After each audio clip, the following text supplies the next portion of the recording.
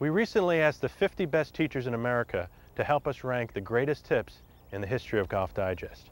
We ran the top 10 in the magazine, and we ran the whole ranking on golfdigest.com. So which tip was number one? It was a lesson from Ben Hogan from 1960 called Unify Your Hands. It was about taking your grip on the club. In the article, Hogan talked a lot about getting the left hand positioned perfectly on the club.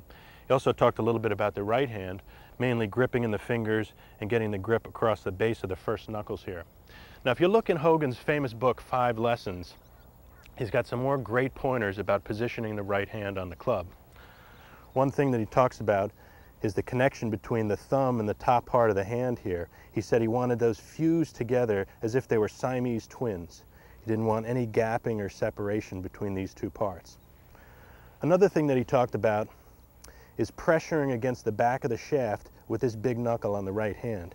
That really made him feel like he got a great connection to the club with his right hand.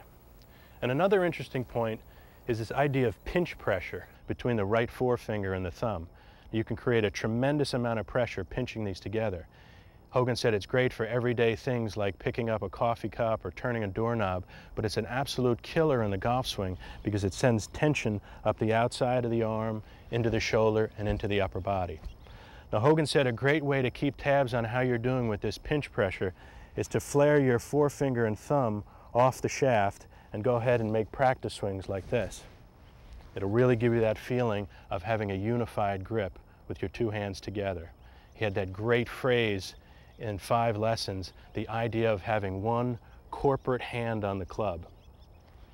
So Ben Hogan, a great champion, and now another distinction, the greatest tip in the history of Golf Digest.